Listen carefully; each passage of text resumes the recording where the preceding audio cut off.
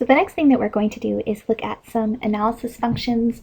Instead of looking at functions that we do on single values, we're going to look at functions that we do on like strings of values, or not strings of values, sets of values, vectors, things that we do on vectors. As we're going forward, it's important to remember that MATLAB thinks in columns. This is a really, really big deal. So a lot of the functions that we're going to look at work one column at a time. I also want you to super, super duper appreciate the fact that you're not in Fortran or C or Lisp or any of the other really, really stupid programming languages out there. I'm sure Lisp is amazing. Lisp, apparently it stands for something like lots of silly parentheses. I had to code something in Lisp one time and it was just like blah blah xx blah blah blah blah blah blah blah blah blah. And I was like, I don't know what I'm doing. This is dumb. Because if I don't know what I'm doing, it must be dumb. It can't be the fault of me. Anyway, point is, the stuff we're going to look at, in a lot of other programming languages, you have to specifically import this kind of data or write the code yourself. And in MATLAB, it's already there without having to think too hard, which is amazing. Max and min, we already have played with a little, but let's do a bit of a review. So we just had A, and we determined that this is one of those functions that can have multiple outputs. So if I just say blah is equal to the max of A, it's going to come back and tell me the max value. And that's fine. But if I wanted to know the position where that max value was, I could specifically ask for, and I think we said jumble spuzz, I specifically want to know the position. So it tells me, well, the max is at A and its position is at 4, which is true. Or the max is 15 and the position's at 4. So 1, 2, 3, 4. Yep, there's 15. We also talked about the fact that if I have a couple of more 15s in here, it's only going to give me the first one. And it'll just say, well, the max value is 4. Its first place that I see it there is at the 15. There's probably ways to search past that, and I don't know, I just don't want to right now because we're not getting that involved yet. So max, min works the same way. This other thing, I don't know how you're gonna call it. What goes with jumble spuzz? I don't know. B? I don't know. The min of A. So the min of A is 3, and it takes place at position 2. So that's good to know. We did talk about doing this in columns as well. So I'm just going to pull this because it's kind of fun. So we have B. Let me clear that out.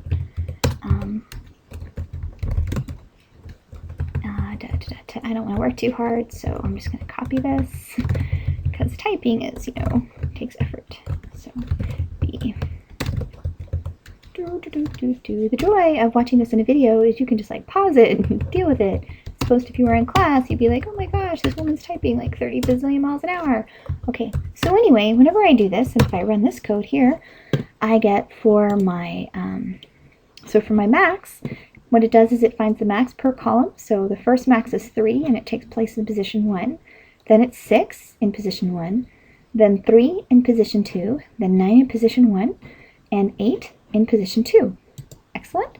So then if I'm looking at the min is 3. It also appears in position 1. You're like, but the max is also in position 1. I know, and it doesn't go to 2 just because the first one was 1.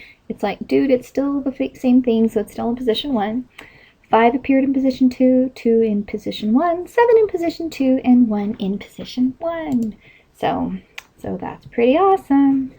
And I think we also talked, or maybe not.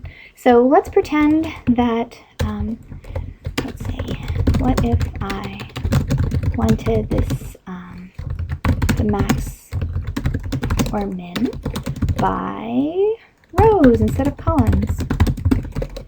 So this is actually pretty cool, and you probably maybe remember the transpose function. So I'm going to say, use the can't spell, use that transpose function.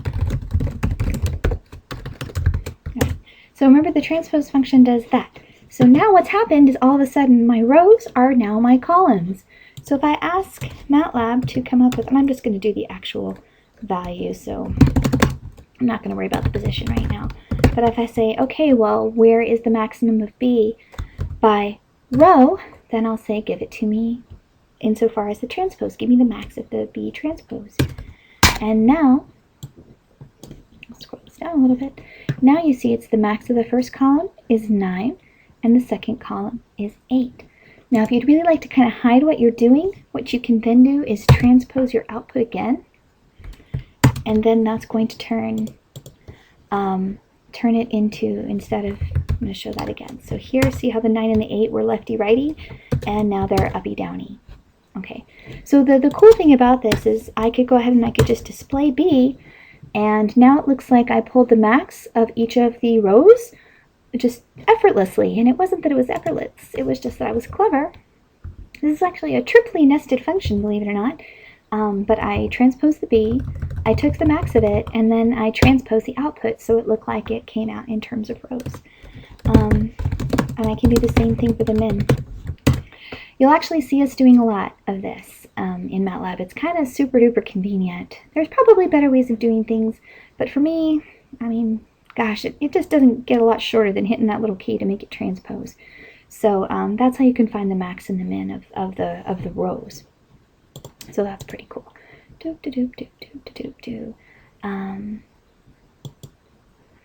we go. Oh, that's kind of cool. I did not know that. Or maybe I did and I forgot. I obviously knew it at some point because I wrote it. So more fun with max. So let's give ourselves, I'll keep the B that I have. Still going to kind of restart a section. But I'll do B, and then I'll say, well, C is, and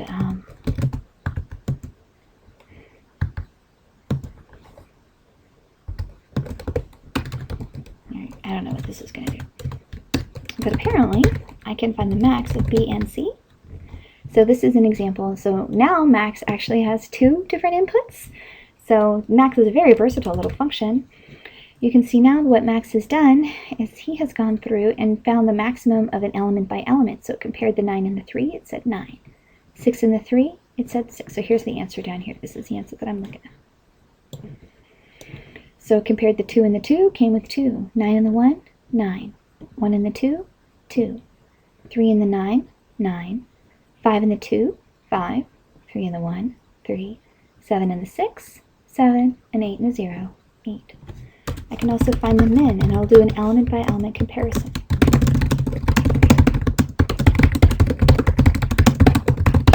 So you should try to do this by hand or by typey and see if you can get the answer that you expect to get. And this is how you know that you actually understand what's going on. If you can't anticipate the answer of the code before you run it, you really have no idea what you're doing. So min of 3 and 3 is 3. So you should pause this and try to do this. I'm not kidding. Pause the video. Go try to figure this out.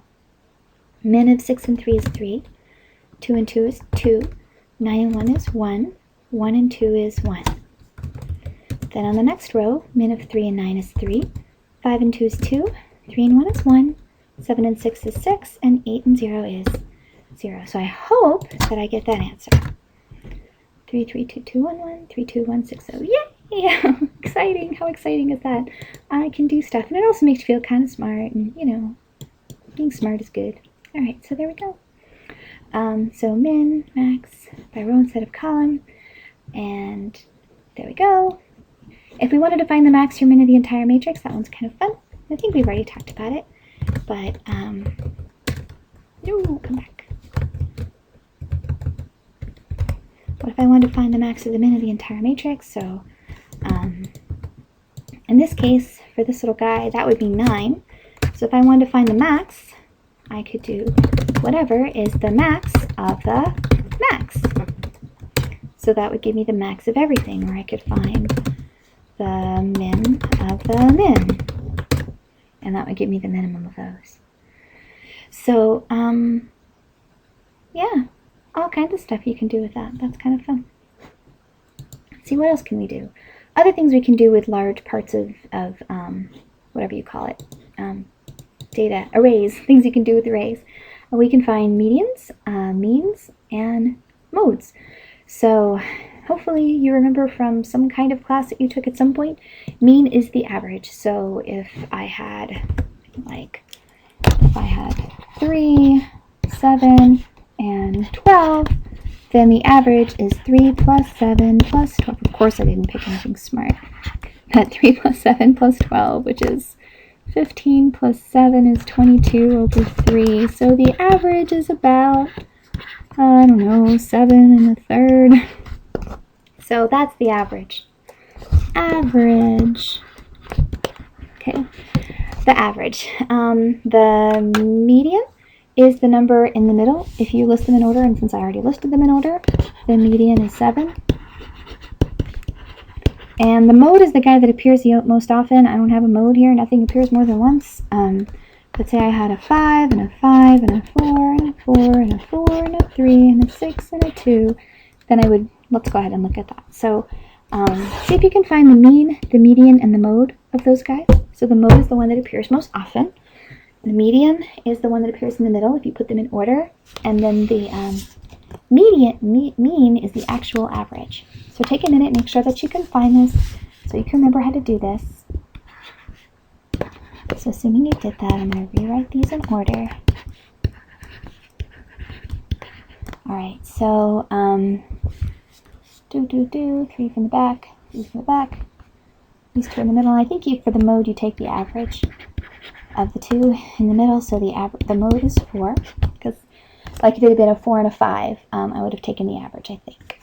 I'm not a statistician, but I think that's right. The mode, well, sorry, that would have been the median.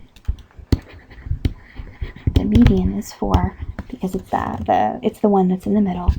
The mode is actually 4 because it appears the most number of times, and the average is 2 plus 3 plus 12 plus 16 over 1, 2, 3, 4, 5, 6, 7, 8. So whatever, 17 and 16 over 8 is, it's some kind of 23 over 8, so slightly less than 7, or slightly, less than 7, so slightly less than 3, right? Yes, slightly less than 3, so about 2 and 7/8. There we go. So that's the average, alrighty? So this should not be too crazy, but, so let me do, what were the numbers that I did? So, and mode. So what did I have? I had 2 and 2. I won't put them in order. So I had 5, 5, 4, 4, 4, 3, 6, 2. 5, 5, 4, 4, 4, 3, 6, 2. If I ask for the mean, I should get that.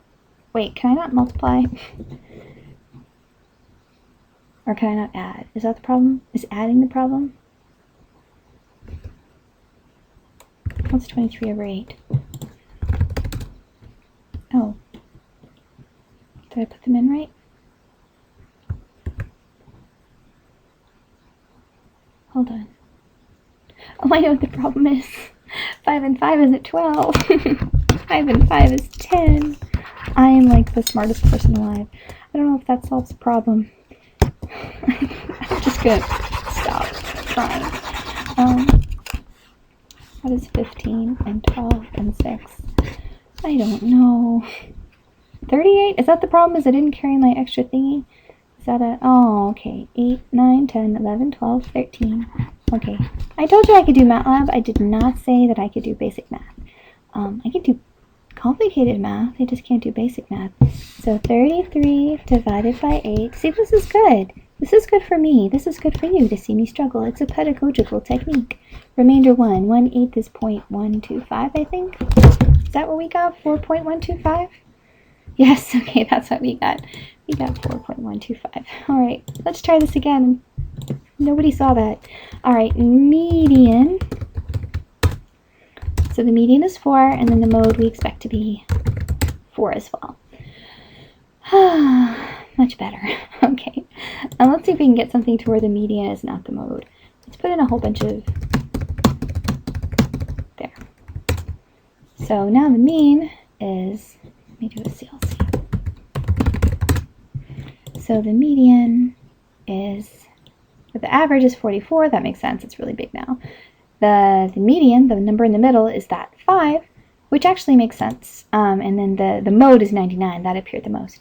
Now, if you want to see where that 5.5 comes from, what I'm going to do, and this is a great segue into what we're doing a little bit, is I'm going to sort A.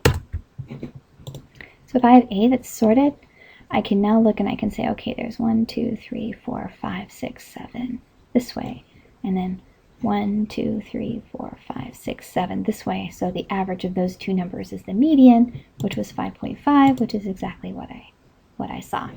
So that's pretty good. The last thing that you can do, not the last thing, just another thing that you can do, is you can do sums and products. And they kind of do what you expect that they would do. We have sum, which is a summation. We have prod, which is product. Cumsum, which is a cumulative sum. And cumprod, which is a cumulative product. All right, so let's go play with these. And I'm going to use a shorter thing. So I'm going to go 6, blah, blah, blah. Not 1, 9. All right, so sum of A, and then I want to do the cum sum of A. And I'm going to call these, whatever, goat, herder, and chicken pickles. All right, so if I run this, if I'm just looking at sums and products, no, this way. Let me start this off with a CLC clear. I should be doing that every time. I'm also going to do a format compact here just so that my data is a little bit closer together, so my output's closer together. That just takes out all the extra carriage returns.